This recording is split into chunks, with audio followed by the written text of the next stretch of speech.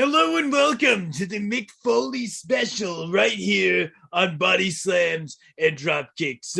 I, as always, am the game Triple H, and right here we're going to be talking about how Mick Foley is so overrated, it's not even funny. With me, of course, is my guest, Vincent Kennedy McMahon.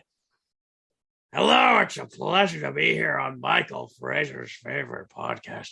I would just like to say that I fantasize about him each and every day, especially on the moonlight, when he walks down and he says to me, "Hi, Vince." What the hell is that thing? I don't know. I'm Mr. Sacco, Mick Foley's best friend and personal advocate.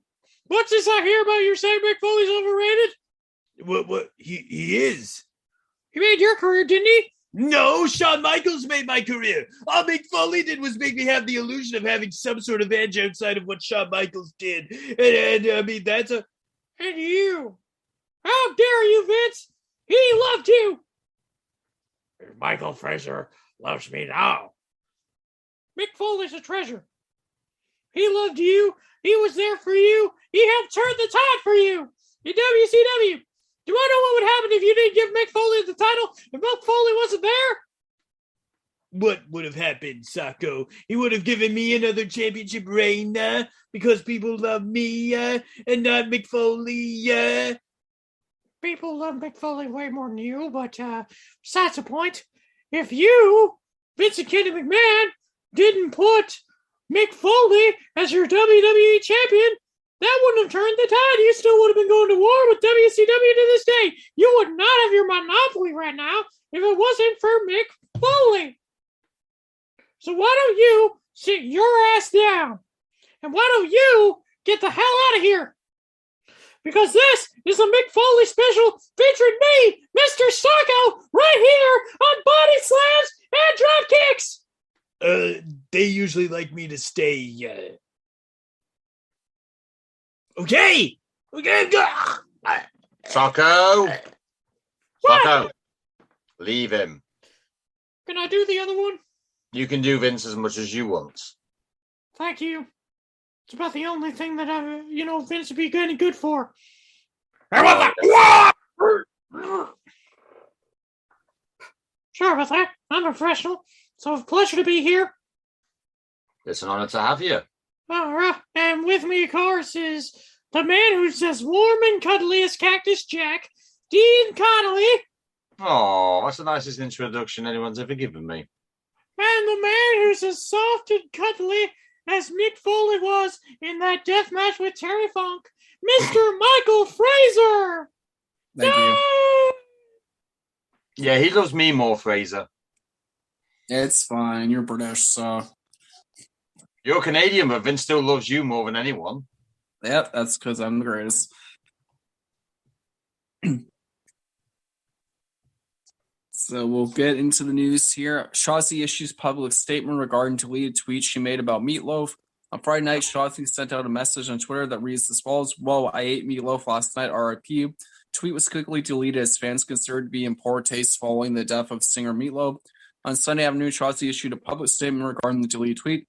"I honestly was not trying to make a joke about Meatloaf passing. I legitimately made a meatloaf on Thursday while listening to Paradise by Dashboard Light on repeat, so I shot by the coincidence and impulsively posted about it. I took down the post immediately within a few minutes because I quickly realized it was disrespectful and sensitive, when in reality I am actually a huge fan. That's really consuming and I feel very gross. I'm genuinely sorry to the friends and family that saw that post. I can't stop thinking about how that might have made anyone close to him feel." Here's the thing. Everyone says they're sorry, but why did he do it? Yep. I mean, I get if it's a different time and people have had the chance to grow since then. But, yeah, exactly.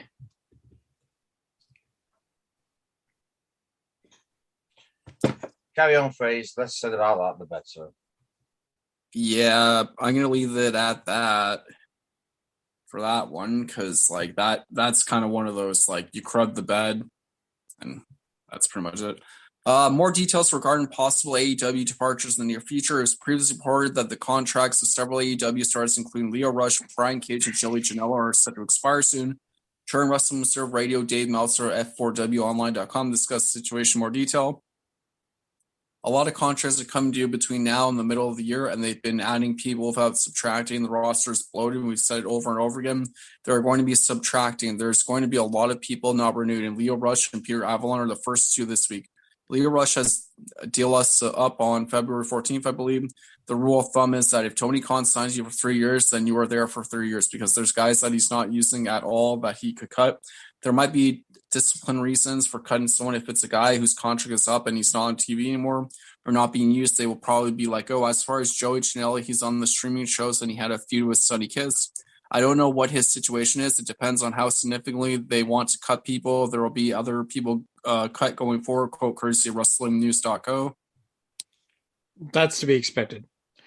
I just hope that AEW doesn't go down the route of WWE where you've got 50, 60, 80 releases in a year.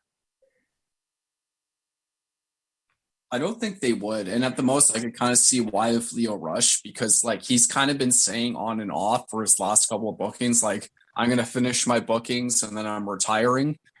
So with him, I could kind of see it. Why he's be out, even though now he's taking bookings. So it's kind of like a whole weird situation. And I know Brian Cage publicly has voiced his unhappiness with the way he's being booked in AEW. And then his wife also started stating stuff publicly.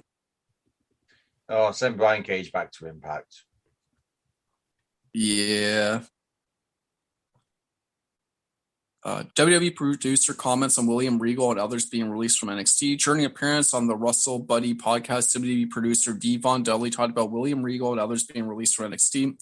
Well, again, I don't know too much. I mean, again, on the, I hate to say firings, but WWE letting go of certain talent, their producers, or, talent.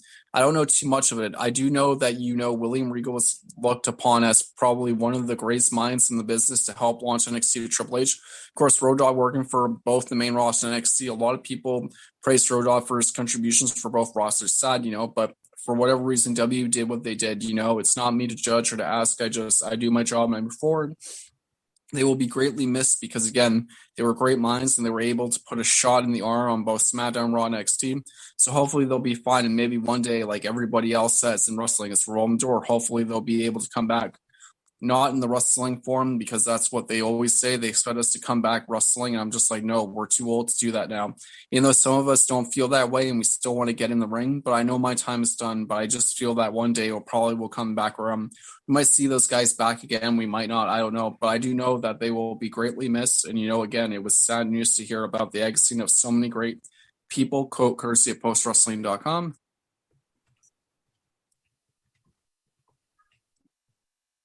Yeah. Again, you're talking about releases. The best that you can hope for AEW is that they don't go the route of WWE. Depends on how Tony Khan feels and what he feels is right for business. Hopefully, it won't be defined as Vince, but businessman's got to do what a businessman's got to do. Now, this one may be heated because we have talked about this one on the podcast. Bully Ray feels that John Moxley should have given AEW fans a bit of an apology. No. During an edition of Busted Open Radio, Bully Ray, I'm going to stop you out there and say no. No. No way. No. Bearing in mind, we are dealing in the era of mental health issue as well as basically, I'll say, what Mox went in for. What was it? Alcohol rehabilitation. Yeah. So you've got basically alcohol rehabilitation is fair enough. Yes, everyone missed him for however many months he was away. It was needed. If anyone has mental health problems, I've had my fair share of mental health problems. But I don't go around apologising to everybody that I've tried to sort it out. I'm seizure prone, but I don't go around telling everybody I'm sorry for having it. That's kind of like making. I do love that guy, Bully Ray. I do love him, but sometimes it's a case of maybe you should either word it right or don't say it, because with all due respect, that's wrong. So if he sees me and says that I should apologize for being epileptic, that's a bit harsh. That's not even. It's not even. Some stuff is not even in your control anyway. No. So that is a bit. That is a bit too much. You can have heat on. You can have heat on Moxley for a lot of reasons. Yeah, a lot of reasons. Don't have heat on Mox for stuff he cannot. Not saying stuff he can't control, but stuff that it's hard to get rid of. Yeah. No offense, but I'm pretty sure there's some WWE/WWF guys who in the 80s, 90s, and noughties had their fair share of problems, but I don't think they ever apologized for it. They just said I'm getting help and that's it. Which is fair enough because anyone with a heart will understand. Yep. And here's the thing. I don't care what Bully Ray says. Here's the thing. He talks about the Attitude Era and he's like, oh, the guys having issues then and everything and about being better, toughen out. But who is Bully Ray to really say that? Like, unless he's sitting there dealing with the same crap as Moxley, then he shouldn't be saying anything. Mox at least did the right thing. He went, he dealt with his stuff, and he came back when he felt like he was himself again. And, like, you want, like, what has Bully Ray really done? He's had 2 world title reigns, multiple tag reigns, but outside of wrestling, what has he really contributed? Like, he always goes like, it's always attitude era, blah, blah, blah, blah, always be at your best. But wasn't Bully Ray in ECW? Didn't he have people going to the point where he put pretty much Devon at risk as well when they were all throwing steel chairs in the ring? Moxley didn't leave the company high and dry either. We had Jungle Boy, we have MJF, we have Darby Allin, we have Britt Baker. All of them kept the company going. Eddie Kingston. So it's not like Moxley left anybody high or dry or anything. He didn't go into the ring showing all his issues. Like we've seen main events go derailed because people's personal demons have gotten them. Moxley did the right thing, and I don't think he ever should apologize to anybody for taking care of himself, for himself, his family, and his wife. And that's you just mentioned something else. He's got a daughter that he's got to get well for. Yeah. So with all due respect to Bully Ray, but unless he's a father, he won't know that. It's one of those things too. About the whole way that the culture of wrestling has shifted. And the way that the culture of wrestling has shifted, mental health and physical well-being have become a much bigger issue and a much better, and I would argue the business is better for it than it ever was in Bully Ray's time.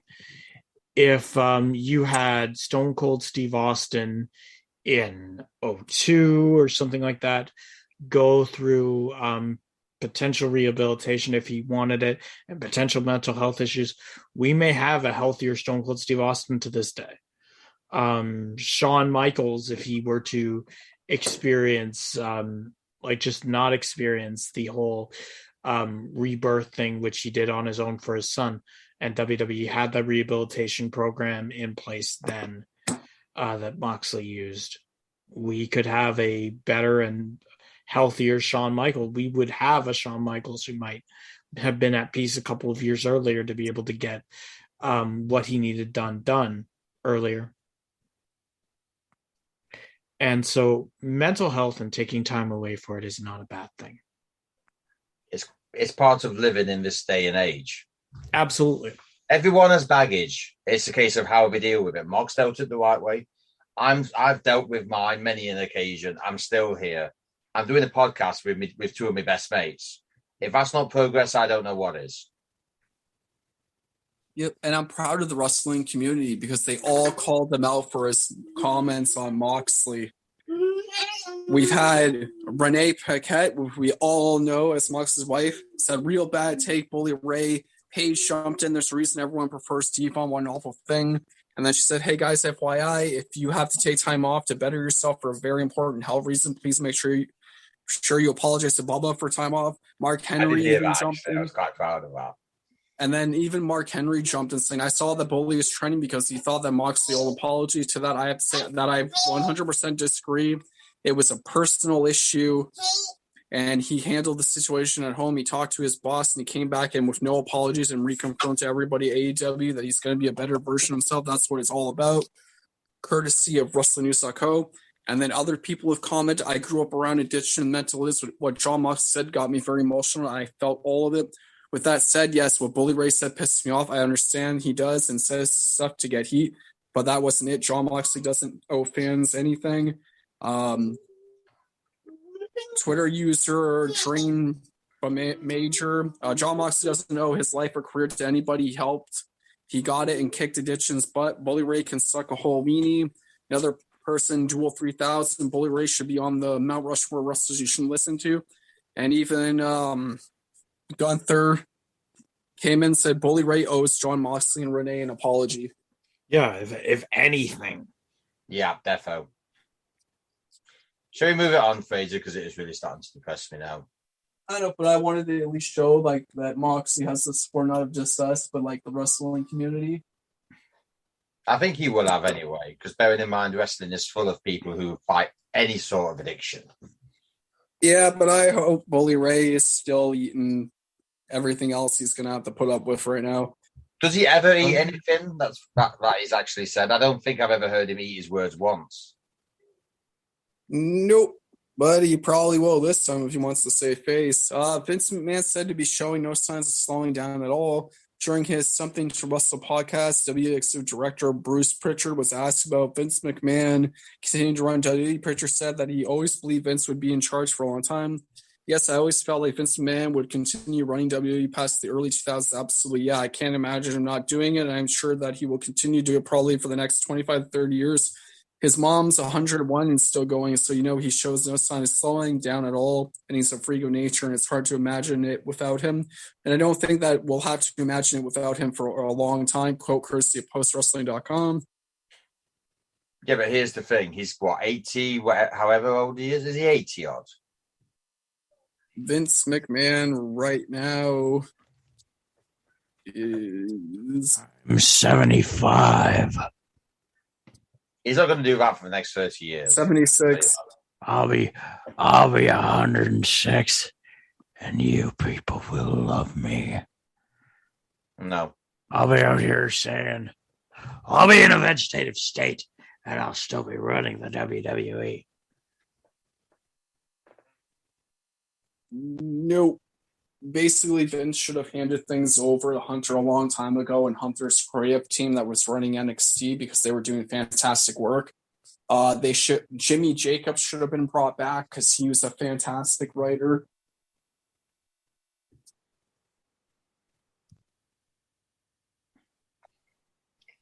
Yeah. But here's the thing. When it comes to that, we can talk about who coulda, woulda, shoulda. That's depressing, man. We already know the story of what happened at NXT 2.0. Hunter is currently back here crying. He refuses to come to the microphone. And I mean, we'll talk to him later, but why don't we just move on with the news a little bit there? Rey Mysterio wants to have a WrestleMania moment with his son. In an interview with the Metro, Rey Mysterio talked about working with son Dominic WWE. There's definitely a WrestleMania moment that is yet to be seen next to my son. That is something, if you would have told me a year ago that I was going to be able to share the ring with my son, let alone become tag team champions, the first ever in WWE, I would have said, get out of here. But now things have just flourished and have manifested. I'm putting this out in the world that I want to have a WrestleMania moment with my son before I end up hanging up the mask.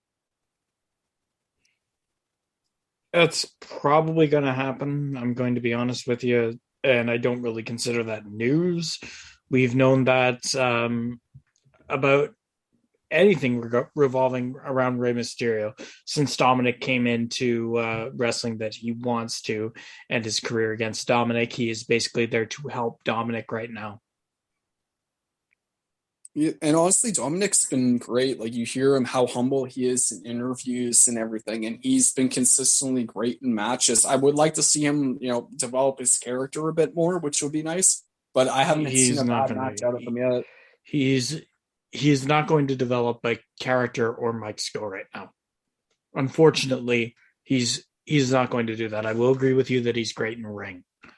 But in terms of developing a character and developing mic skill, it's not going to happen. Not when you've got Rey Mysterio. Because you're always going to live in Rey Mysterio's shadow. And until Ray leaves, you're not going to see Dominic have to really fend for himself outside of the Mysterio legacy. Maybe in the final feud against Ray before Ray retires, you might see it, but not right now.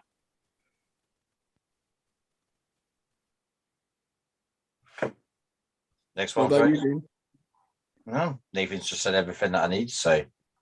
Okay. WWE legend calls out balding middle-aged men during the January 21st edition of WWE SmackDown 2022 Royal Rumble entrance. Summer Rae was shown at ringside and was acknowledged as the WWE legend. Summer Rae issued a statement on Twitter in response to people that have criticized her. You know what will always be my favorite? Balding middle-aged men who would never have the slightest chance of me being pressed over something about me like exploding heads, sir. Thank you for the laughter. I know I am doing it right when I get you big mad. Legend Ray. Hashtag why would be so concerned with me? You should be concerned with what preventive shampoo to use. Let the girlies be girlies, doing legendary things, and you go tend to your mother who is calling you upstairs for dinner. I show up on your TV screen for 20 seconds. 20 seconds, sir, after being on for 5 years, and you want to stay in my mentions, arguing with strangers on why I'm not a legend. That is legendary. You were actually mad, not liking wrestling Twitter mad, but mad. I strike again by simply showing up. You faves can never. One day when you do find a wife, hopefully she will look past how pathetic it was to be a grown-ass man tweeting about a woman being less than what she thinks she is. Good day, sir. Stay pressed. It gets me over. Legend Ray. Hashtag. Summer. I had the same conversation with Kenny Nobles a couple weeks ago. Don't do that. Do not engage with those fans who are criticizing you. Don't do it. It's giving them exactly what they want. It's called feeding the trolls. And if you knew anything about the internet, you would just, you'd understand why, in order to remain professional, maybe save face for the next little while, you wouldn't do that. This could be big things for Summer Rae, both inside of WWE and outside of it. But then you had to go and use your social media to comment on what Joe Blow thinks of you.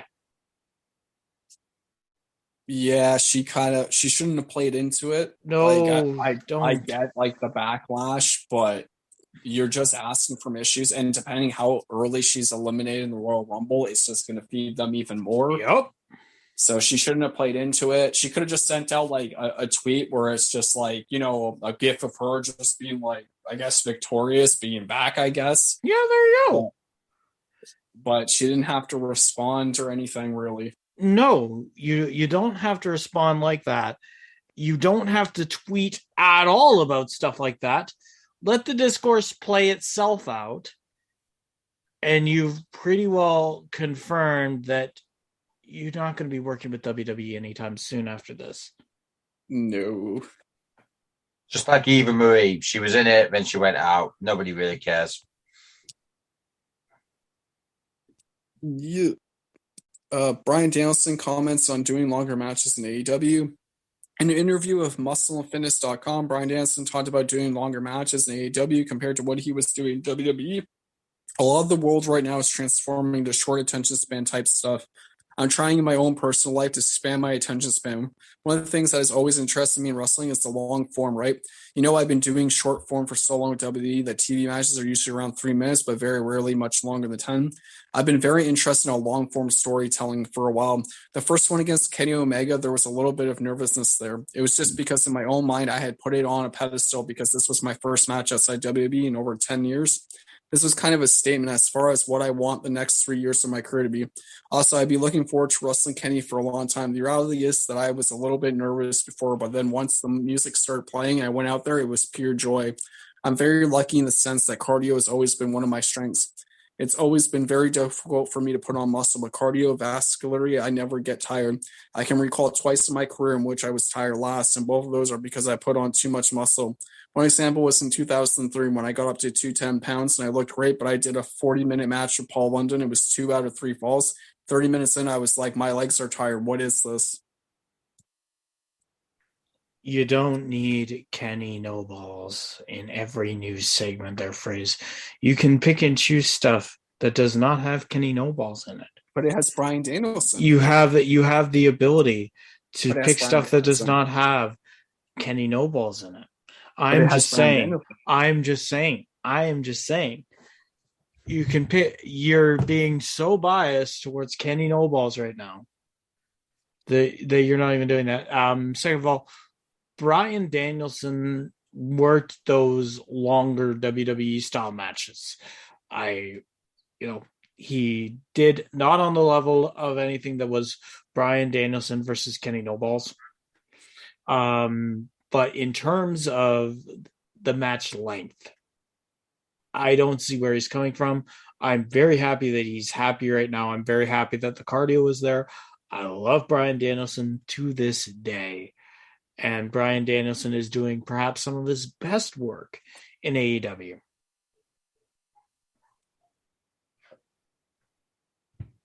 I think he means he wants to do kind of like, this. Have you ever heard of King's Road matches? Yeah, but at the same time, why would you want to do that against Kenny Omega? You've got Adam Cole right there. You've got Adam Cole right there. You've got Hangman Page right there. You've got Jericho. And Kenny Omega, I'm sorry, he's overrated. And the fact that you bring him up here every week just makes him more and more overrated to me. He already had the match with Kenny. He was already talking past tense. Yeah. But you're bringing it up as if he wants more matches with Kenny. I read the article. Exactly. And you had the choice to use this article or omit it.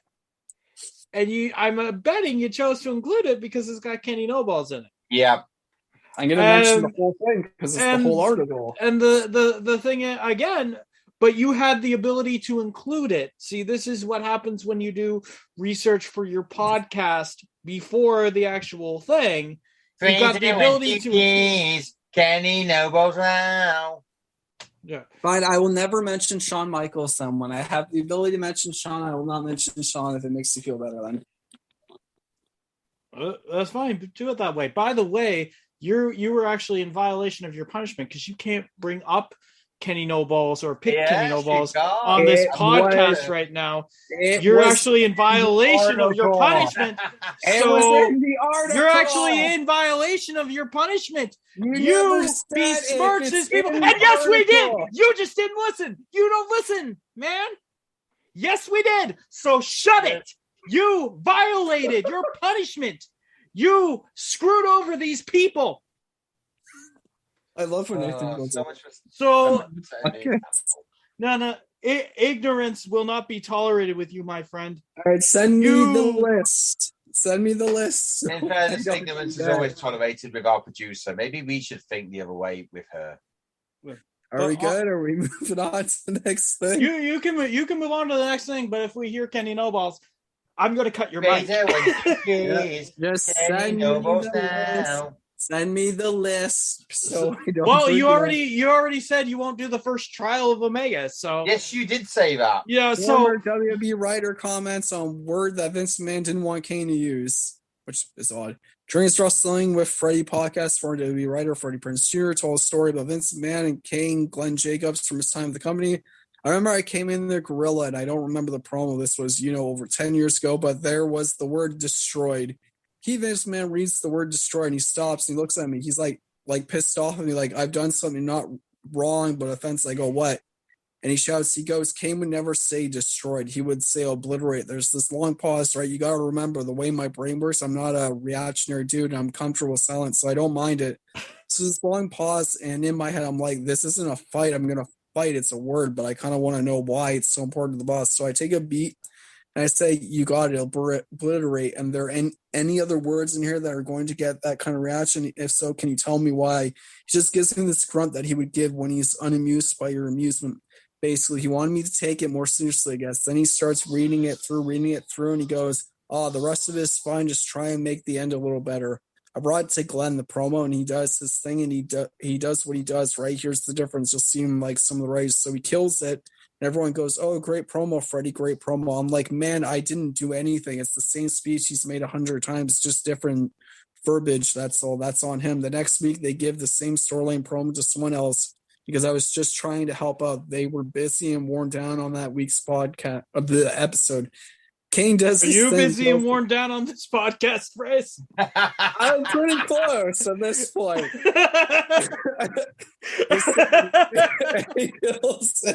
And the writer Troy's like, "Hey, Freddie, did you see my pro? What did you think, man?" I was like, "Why are you looking for a compliment? You didn't say anything." This dude said. So there was a lot of insecurity and ego in that room, and it wasn't just because I was there. That's just a personality trait that either exists or it doesn't. Quote courtesy of wrestling.com. Okay, so let's be honest here. I'm not going to comment on this at all.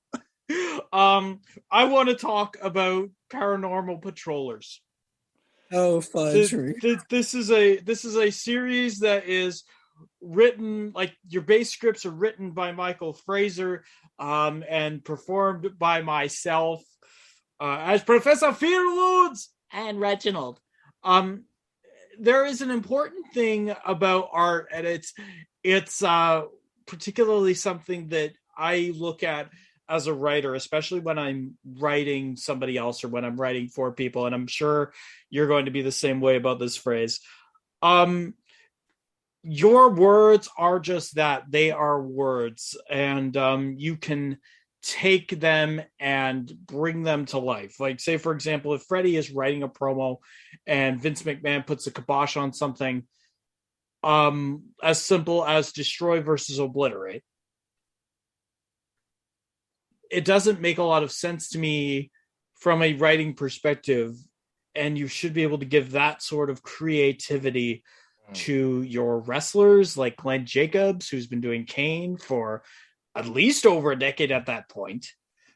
And there's a lot of give and take there, and I think Freddie has highlighted exactly what is wrong with the way that the WWE mindset and that ego is. Your actors are the ones who, at the end of the day, will go out there and make a character come to life. Glenn Jacobs is Kane. Mark Calloway is Undertaker. Shawn Michaels is Shawn Michaels. Well, Michael Hickenbottom is Shawn Michaels. Kenny No Balls is Kenny No Balls. Bryan Danielson is Bryan Danielson. At the end of the day, your job as a writer should be to figure out what makes those characters go, what makes those characters well tick. The one thing I will say about Paranormal Patrollers and Michael Fraser is Michael Fraser has actually never actively looked for any sort of like writing credit. Oh, good job, phrase, good job. He looks at what his actors do and what his actors evaluate and what he wants to see and what he wants the franchise to be. And if something succeeds in the Adventures of Phil Woods and you like Phil Woods, Michael Fraser takes that as, damn, I did a good job, but he doesn't actively seek adulation for it. That shows maturity in writing. That's the same as people patting Glenn Jacobs on the back. I'm pretty sure Glenn would know he killed something like that.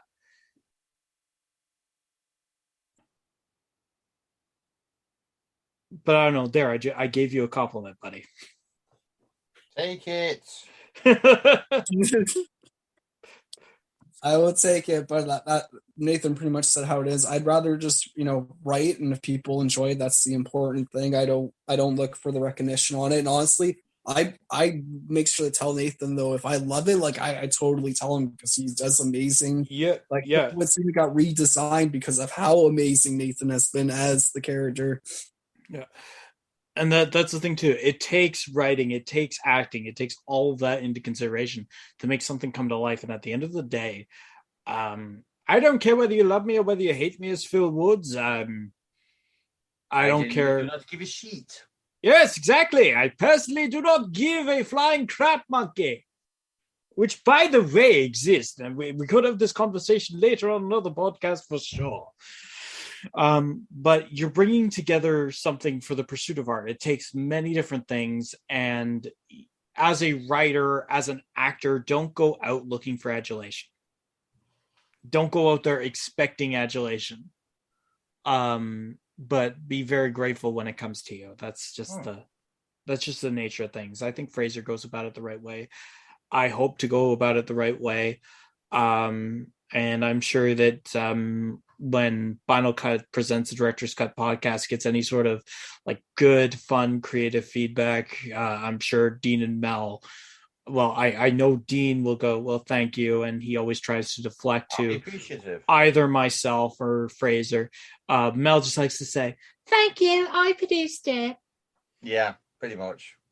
He's but, not wrong when he says that, though. That's the problem. But you're like, at the end of the day, you're producing art. Every piece of what's going in is art, is content that somebody likes and somebody appreciates. You don't need to get adulation at every step, and that's something I've never understood. If your product is good, it's going to shine on its own. Well, put it this way: the ideas we've had, we think are gold. Yeah. We have had a lot of ideas put every way between us.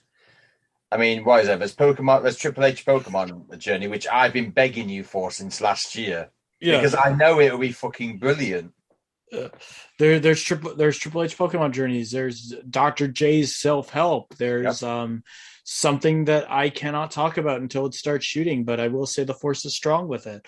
Crumble My Biscuits, which there's Crumble My Biscuits. There's Zombie Nathan. There's The Adventures of Phil Woods. There's Rusty Exterminators. There is like a lot of different things that we talk about behind the scenes that we think are going to be good, but at the end of the day, if it comes out and you guys hate it, that is your opinion to hate it. If it comes out and you guys love it, go ahead, love it. That's why we do what we do. But we're not going to go out and seek adulation for every little thing that we did. It'd be the same as coming to these guys and saying, "I just took a crap." I mean, like going to social media and posting, "I just bought myself some broccoli." No, exactly. Where the hell is my standing ovation for that, by the way? Do you know that costs $1.29 a pound? We're not worthy. There you go. Thank you. But no, you get it. At the end of the day, we are producing something that we like to do. And we are proud to do each and every week. You don't need to thank us. Really. And if I may, Nathan, sometimes the thank you actually need is when you will do a project and that there'll be thumbs up, thumbs down, or just the downloads or streams in general. Yeah. Because whenever our producer tells us how many views we've had, I'm actually, to be honest, I'm still quite shocked by the numbers we actually pull. To that one fan who is listening to us thousands of times, thank you. Yep, we do appreciate that more than anything. We really do. If it comes to the time, in fact, I'm going to tell you something now. Where I work, we have a Ford down my place. We have a YouTuber up there.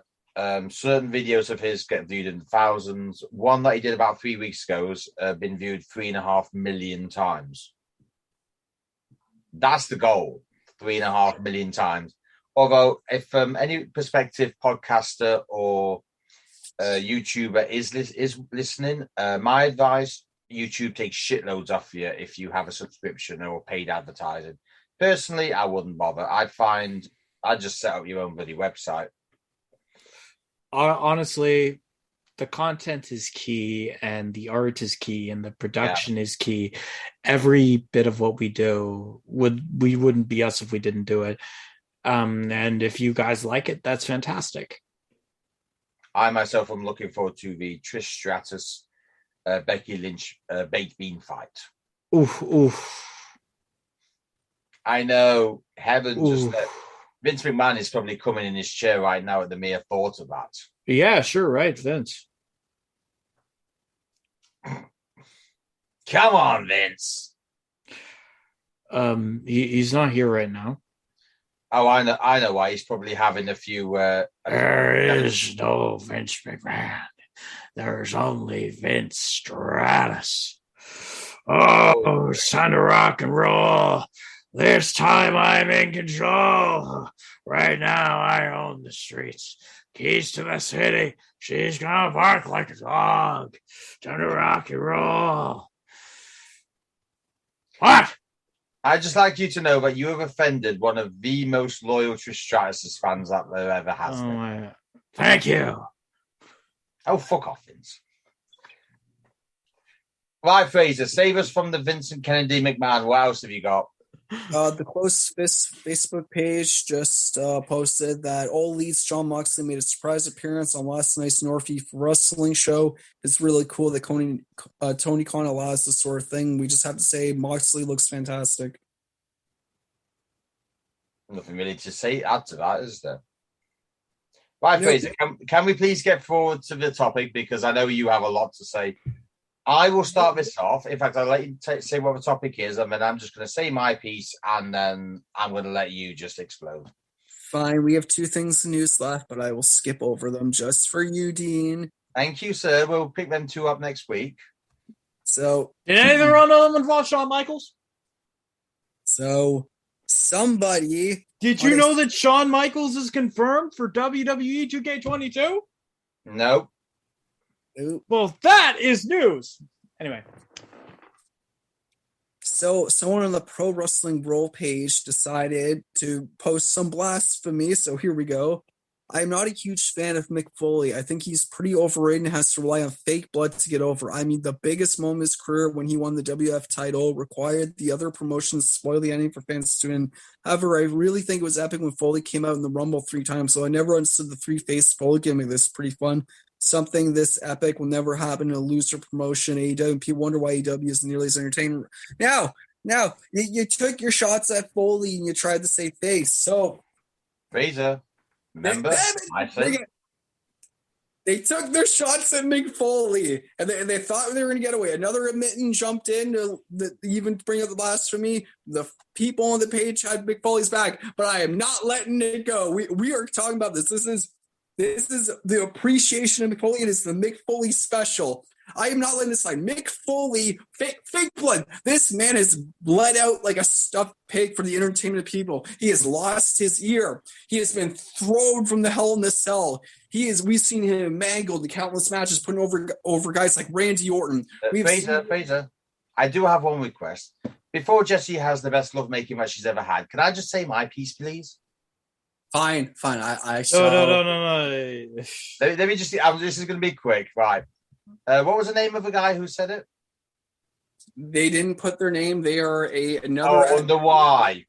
But they hashtagged it as Joffrey. Oh, I wonder why. Oh, cue the Game of Thrones. All right. Well, if Mr. Joffrey is here, may I just say? Carry on.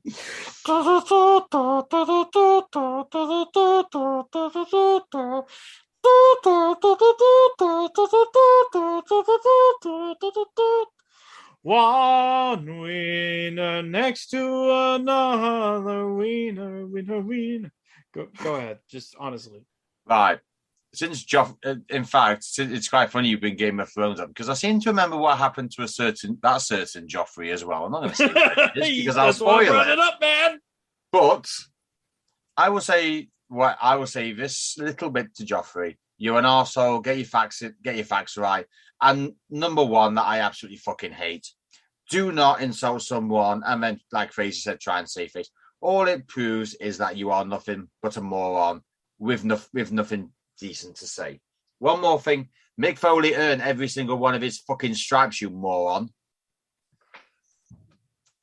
I think Mick Foley is overrated, personally. But I will not sit here and say that Mick Foley didn't earn everything that he's got.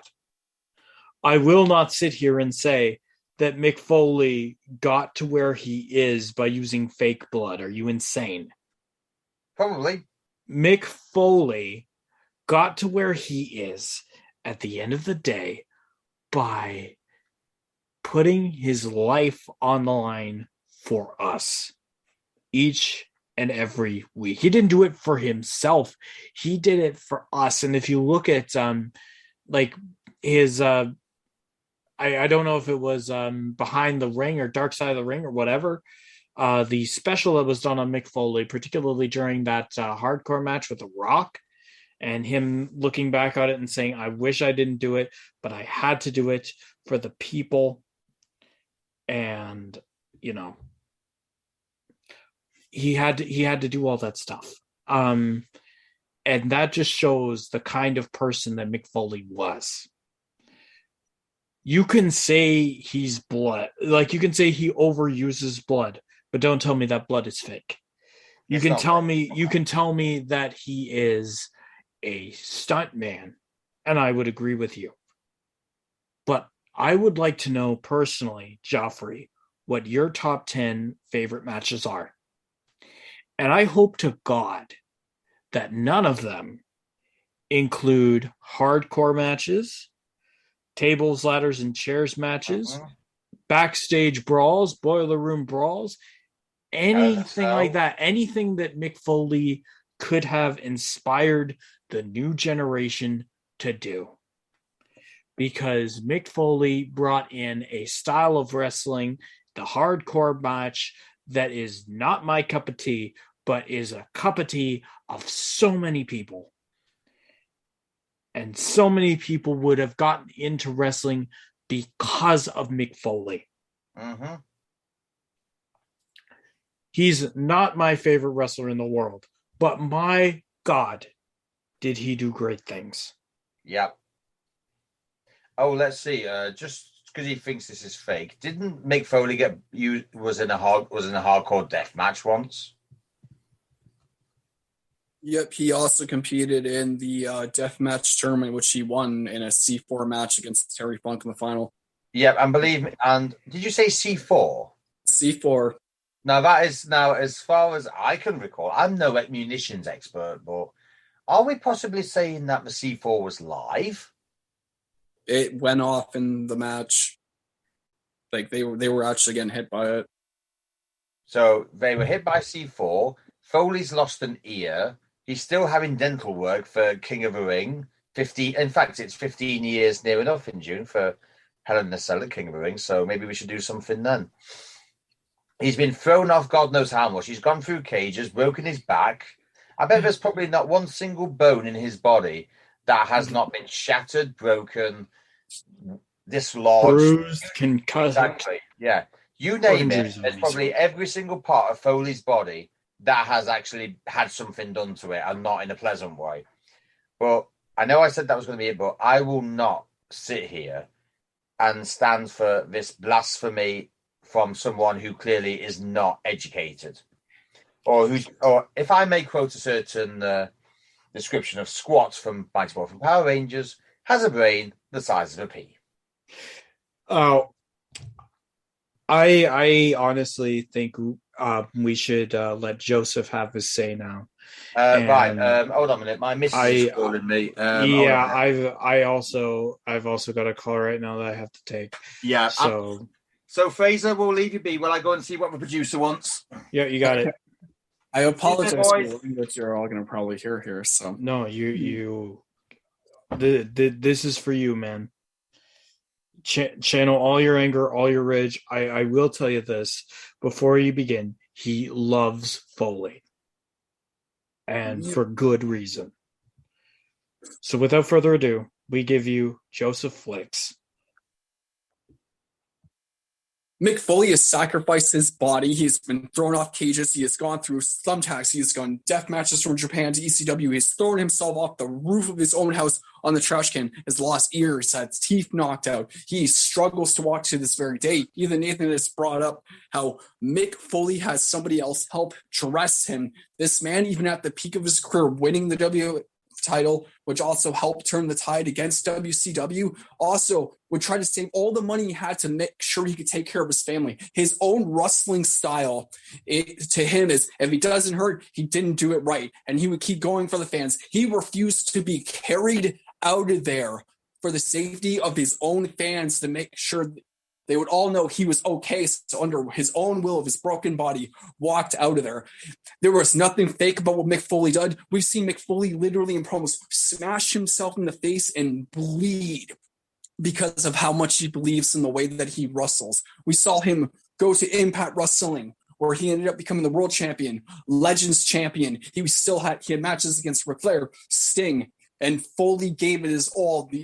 The amount of movement he has sacrificed, he has found other ways to carry on. He has had empty arena matches. He has battled Rock. His match of Randy Orton for the IC title. We have seen him literally take chair shots from Edge to make sure Edge got over. Mick Foley has been the most caring, the most giving, most professional wrestlers. He writes children's books. He writes autobiographies. And every single day, Mick Foley tries to do more and more for wrestling than most of these people who just want to crap on what wrestling is. I don't want to hear you ever disrespect Mick Foley. Mick Foley is one of the few best wrestlers around, best human beings. And he's given his life professional wrestling. He's given movement. He's given up so much that he can't even run around with his own children. I will not stand for the disrespect of this. Mick Foley is an icon for a reason. He has lived his dream. He's gotten the battle his hero, Terry Funk.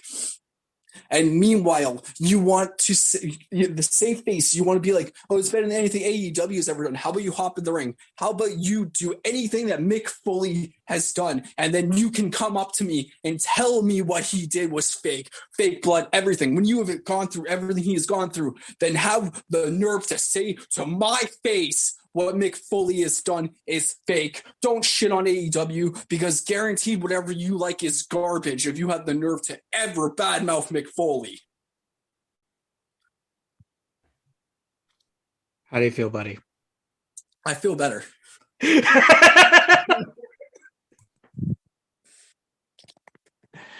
But no, you're absolutely right.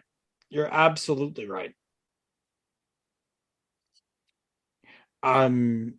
Again, like what you want, don't like what you want, but do not insult a guy who's put his life on the line for you. Phrase, just out of my curiosity, what is your favorite Mick Foley match? Honestly, a lot of my stuff for Mick Foley would be his Mankind stuff with Undertaker. I still really love the Hell in a Cell match. I still really like the one you have with Triple H when you remember when he flipped through and part of the ring broke.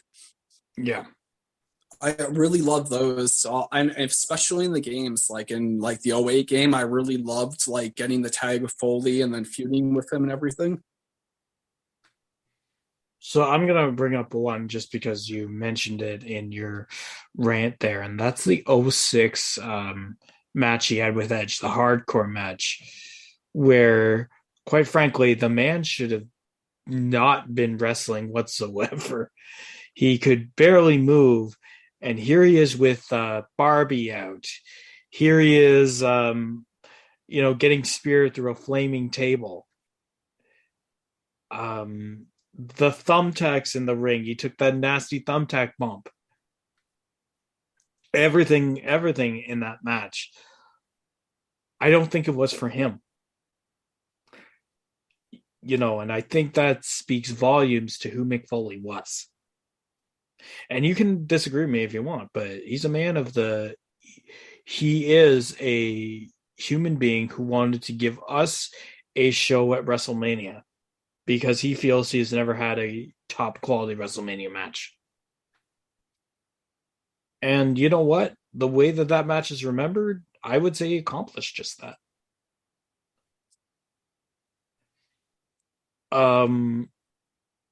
But anybody who's lost an ear, Phrase.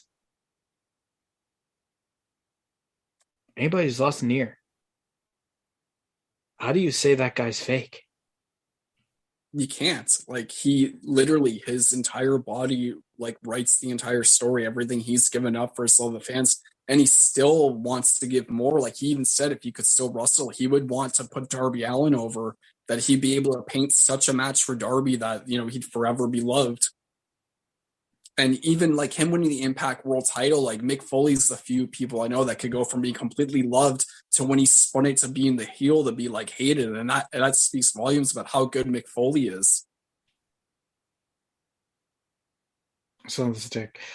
I'm going to put it to you like this because I know he's not on your wrestling Mount Rushmore, but is he top 10 for you? He'd be in my top 10 for Mick Foley. I would definitely have him in my top 10, at least in the top 5. Yeah. If it was passion, I'd put him like at number 1 when it comes to like, who's given the most like physically and the passion and carries himself very well outside the ring. I'd say Mick Foley never disappoints as a person. I've never heard Mick Foley ever in a bad situation. So I've got one for you. Shawn Michaels broke his back. The Undertaker broke his ribs and collarbone. Mick Foley broke his everything. Like seriously, the man lost half an ear. That's one thing that I will never get over when it comes to Foley, and I'm sure you won't either. Is there anything you got to get off your chest with regards to Mick anymore? Or? If you haven't gotten to see Mick Foley matches, I recommend read his books, watch his DVDs. Everyone will say how much they love Mick Foley, but don't ever say anything he's done is fake. Mick Foley is one of those people that he gave us everything and everything from ECW to WCW to WWE to Impact Wrestling. He didn't have to keep going. He didn't have to mangle his body more, but he did it out of love for his fans, for his family. I've never seen a guy so dedicated when he had nothing left physically to give. And at the end of the day, and you hear this from wrestlers, that when the flashy moves go, you always have the basics. But Mick Foley has found the way to take those basics and turn them into something amazing. I will always love Mick Foley, and I don't know if you'll ever hear this podcast. I would love to get him on this podcast, honestly, because I feel like it'd be a fantastic time. Thank you, Mick Foley. I will never underappreciate anything you ever did. Heck, and E-Fed, half the stuff my character pulls from and I enjoy, like, it'd be because of you, Mick Foley. I put part of you into my character, Hayden Six. You look as if you just saw Vince McMahon, like I saw look either you saw this Joffrey guy or you saw Vince McMahon out of the corner of your eye. Also, thank you to the Admitting David on the page who also defended Mick Foley. Thank you, because at least one of your admittance totally gets it. Yep. Yeah, he's fine. Is he? Wow. Does that mean Jesse's going to really get it tonight?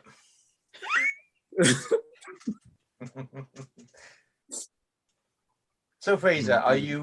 Do you feel better after that rant? Yeah, I feel better. I'm pretty sure Nathan's going to be holding on to his mom tightly tonight after my rant.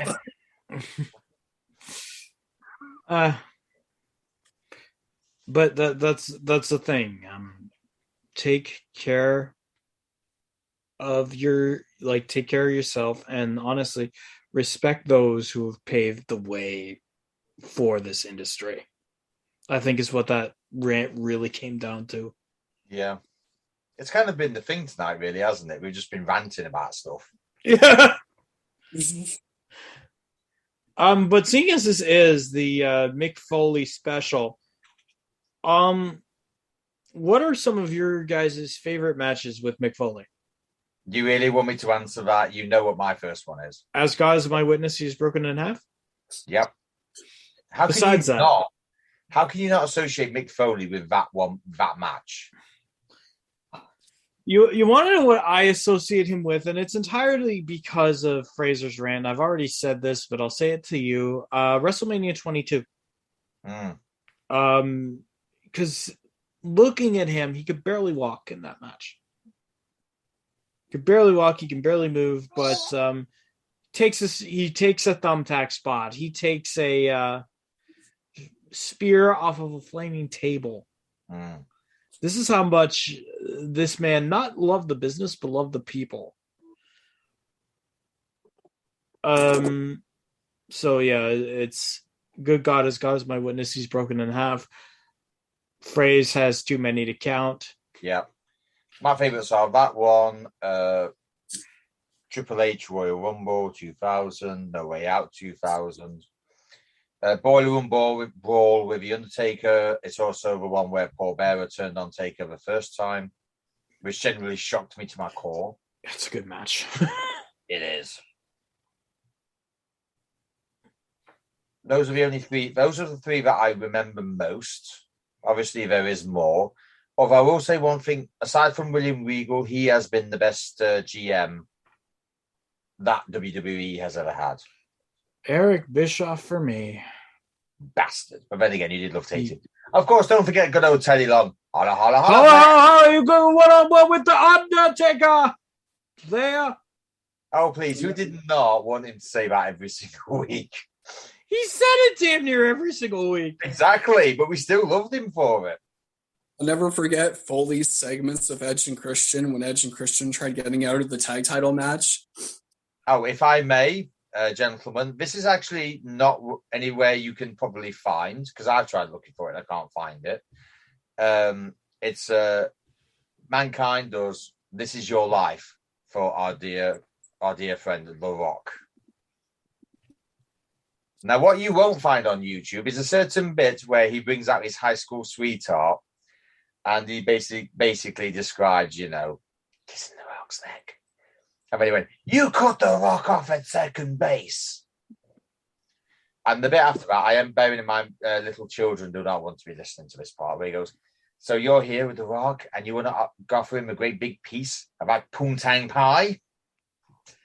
Always remember that bit because the King on commentary just lost his shit. You genuinely thought he'd gone mad just because how much he was laughing on commentary. Yeah, Phrase got you a present, Dean.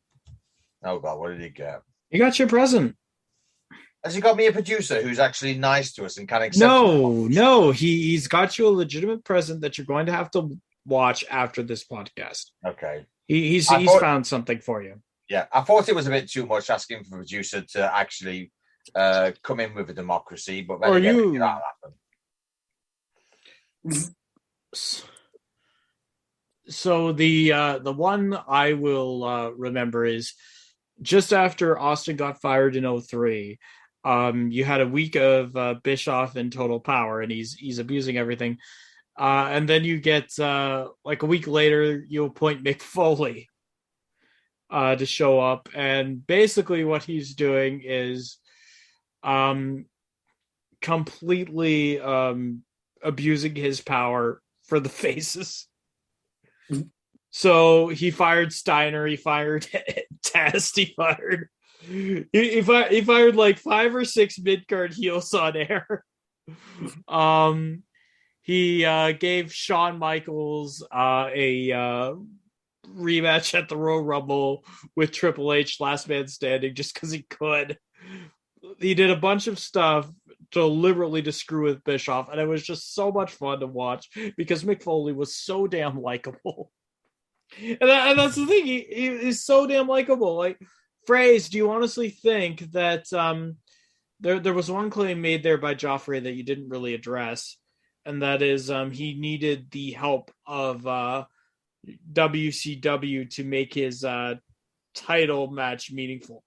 No, because literally that's when the tide started to turn with Foley getting that belt. Yeah. So my question to you is, do you think that WCW caused that moment to happen?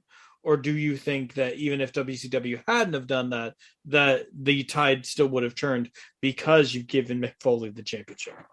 I think the tide would have still turned, and Foley used to work for them. Even he commented that he thought it was such a mean thing for them to do because, like, he used to work for them and everything, and they decided to spoil his reign, and it backfired on them.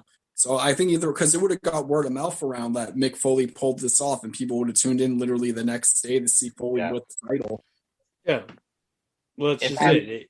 You accelerated it, but it still would have happened. And Foley literally has 4 different characters, and all 4 of them got over. Yeah. If I may offer my 2 cents, gentlemen, since you're the historian out of all of us, Fraser, when did WWE take over the Monday Night War? Was it late '98? I think it was late '98. Yeah, it's and that was before Foley won the title. So if I may address arseholes comments, if I may quote a certain Wade Barrett, the winds of change were already blowing at that point. Yeah, prior to Mick Foley being announced, WWE and WCW were trading ratings wins between Raw and Nitro. They were every week. Once WCW pulled the Mick Foley that'll put some asses into seat things, WWE never lost. Would it have happened anyway? Yes. Yeah. And I'll tell you why. I don't know if you guys have already mentioned this. WCW was a case of NWO was still ongoing. It had been going it was in its second year. That's all WCW knew. They were overspending on everything. They gave big ass contracts to people who didn't deserve them.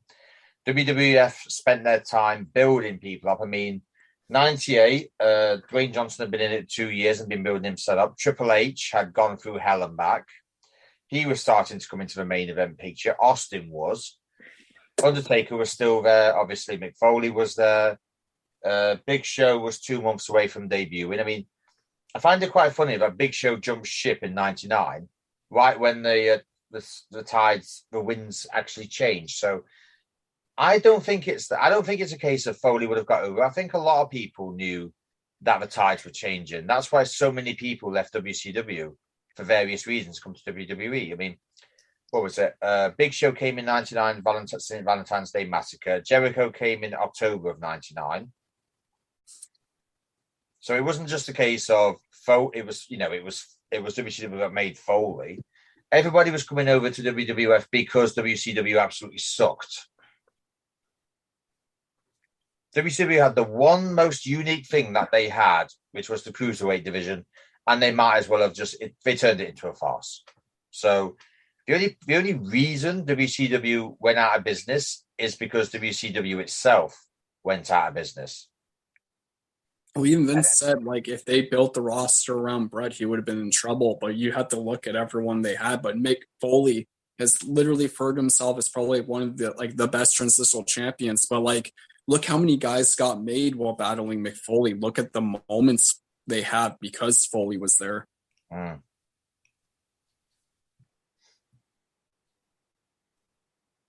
Yeah, exactly.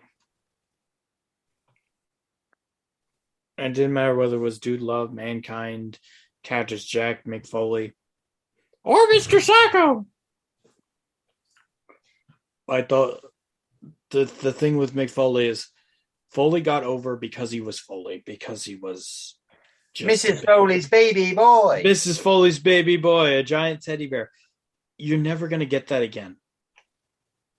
Not unless Vince McMahon actually grows a conscience and says, yeah, I want a new Mick Foley who is his mother's baby boy, which I don't think will happen because Vince isn't that sentimental. But even then, it's not going to happen because A, the world is way more cynical, and B, you're not going to get anybody who is darn near as likable as Foley was. No, you're not. Anything else to add, chaps? I think I've had it. We know Fraser's at it because I've heard him shouting through the wall. I would love to get Mick Foley on this podcast. So people tweet Mick Foley if you can. Tweet Mick Foley telling him that we want him on. He slams the drop kicks. Well, when he says we want him on, what he means is I want him on, but I want it to be known that we want him on. Pretty much. I remember Nathan wants Shawn Michaels on for all of us, but he mainly wants Shawn Michaels on for him. Same reason I want Taker on here, because I'm probably the only one who wants Taker on here, but I just say I don't mind. I want Taker on here, sure. Are you going to argue that Undertaker is not as good as Shawn Michaels in terms Absolutely. And he will always say that I retired Shawn Michaels. This was supposed to happen. You two were supposed to debut. So did you? So remember the other arrangement was we needed Taker and Shawn to be here. Yeah, exactly. Unfortunately, Nathan, we could probably get Taker. Shawn is digging his heels in as always. Well, see, that's the thing. Shawn Michaels wants to make sure he's on a quality product. Yeah, but he is, and two, unfortunately, that means you must sing us out with a Shawn Michaels. According to the Last Ride documentary, though, who did Undertaker say that he wished he had retired with in 2010? Shawn Michaels. Hey! I was kind of not watching WWE at that point, so I didn't. But but you touted the Last Ride documentary. Which I still haven't watched, to be honest. Yeah. You call yourself an Undertaker fan and you haven't watched that? Well, no offense, but it wasn't my fault WWE Network cancelled my subscription for it doesn't really matter if WWE Network canceled your subscription. There are plenty of other ways to watch that. It's available right now on Daily Motion. It is not the official release, but if WWE canceled your network subscription, it is available on Daily Motion if you want to I think I'll have a look. I should be able to find it on YouTube, shouldn't I? Daily Motion, you can. As a massive Shawn Michaels fan, that first time Taker versus Shawn, did you think Shawn was going to lose? The first time. What do you mean? Like WrestleMania 25 or Hell in a Cell 97? The first time him and Taker went out at Mania, like the very first. So here's the thing. By that time, Taker and the streak was cemented, and Shawn had said in interviews that he would not mind doing the job to Taker at Mania. He said that, and so me being to myself saying he's going to lose, but what a match. Where I thought that, oh God, Shawn might win. You remember the spot where Taker took it with the neck with Sim Snuka? Yeah. Failing to catch him and all of that. That right there, I didn't care if it was an accident. I was like popping out of my seat at that point because he's like grabbing the referee's counting. I thought to myself, oh my God, the streak is going to end. Michaels is going to end the streak. And there were two other points where I thought to myself, oh my God, Shawn might win. I could be wrong here. And that is, you remember phrase when,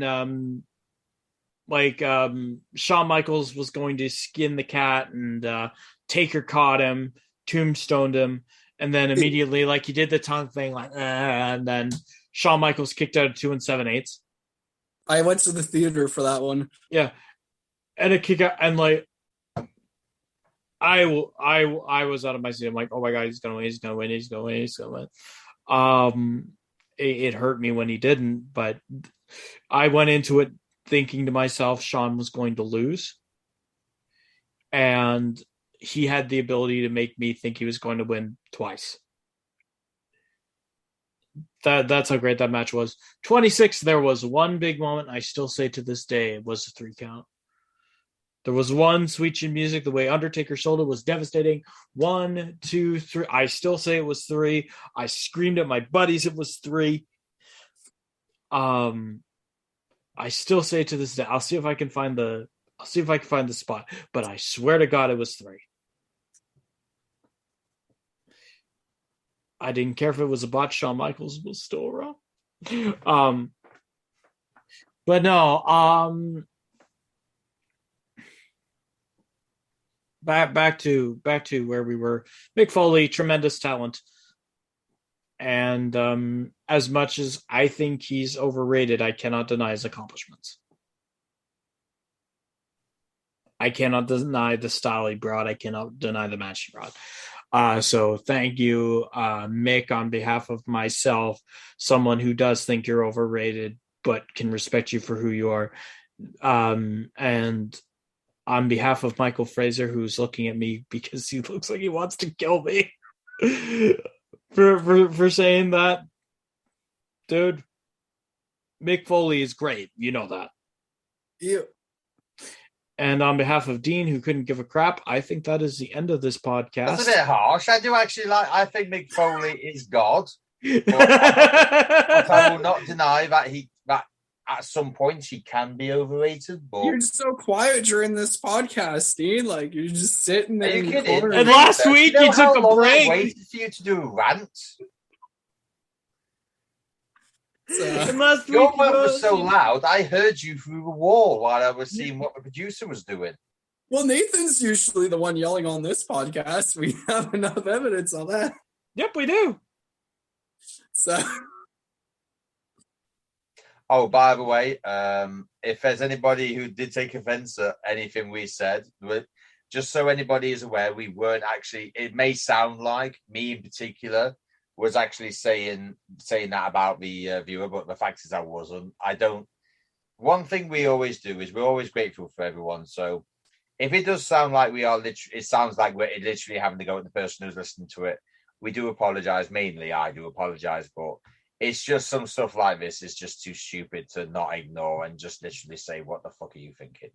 Honestly, I'm kind of upset that we ended up doing it because we ended up giving that post more notoriety when this goes up than it should have. In fairness, we just literally made out that the guy's more of an arsehole that he is, and he knows absolutely fuck all. at least all the fans in the comments had Mick Foley's back, but I can't stand for this. I understand. It was Shawn Michaels. You would have been right in the inbox. You would have been right on it. Record button. It would have been. It's actually quite weird because today on both podcasts we've had Fraser do a rant. We've had Nathan admit that he's going to have to tell his buddies something that will haunt him for the rest of his life. Yeah. It's actually a podcast of first, to be honest. Maybe we should end it on that note.